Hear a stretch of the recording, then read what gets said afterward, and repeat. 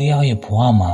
အရာအလုံးရှိနေရင်တောင်စိတ်ထဲမှာတစ်ခုခုလိုအပ်နေတယ်လို့မျိုးခံစားရပါသလားအဲ့ဒါဟာကျွန်တော်တို့ရဲ့ဝိညာဉ်ကစစ်မှန်တဲ့နားခိုရာကိုတောင်းတနေတာဖြစ်ပါတယ်ဒီကနေ့ယေရှုခရစ်တော်ကိုဘဝမှာဘာကြောင့်လိုအပ်နေရတာလဲဆိုတဲ့အကြောင်းကိုပြောပြချင်ပါတယ်ကျွန်တော်တို့ဟာနေ့တိုင်းစိုးရိမ်ခြင်းကြောက်ရွံ့ခြင်းနဲ့အနာဂတ်အတွက်ပူပန်ခြင်းဆိုတဲ့ဝန်ထုတ်ကြီးတွေကိုထမ်းထားရပါတယ်ဒါကြောင့်ယေရှုကဝန်လေးပြီးပင်ပန်းတဲ့သူတွေသူစီလာခဲ့ပါသူကချမ်းသာခြင်းပေးမယ်လို့ဖိတ်ခေါ်နေပါတယ်လောကကပေးတဲ့ညီတဲ့ခြင်းကအခြေအနေကောင်းမှရတာပါ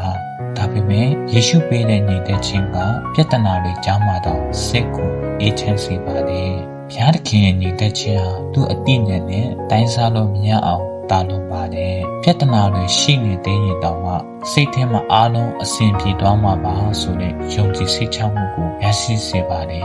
ယေရှုဟာကျွန်တော်တို့ရဲ့စိတ်တန်ရာတွေကိုကုသပေးပြီးမရေရာတဲ့အနာဂတ်အတွက်လုံခြုံမှုပေးနိုင်တဲ့တူဦးတည်သောအရှင်ဖြစ်ပါတယ်ဒါကြောင့်ဒီကနေ့မိတ်ဆွေတင်းရဲ့အခက်အခဲတွေဖြေရှင်းဖို့ခက်ခဲနေတဲ့ဝန်ထုတ်တွေကိုယေရှုဖခင်ရဲ့လက်တော်ထဲအနံ့ပြီးအစာပြုလိုက်ပါ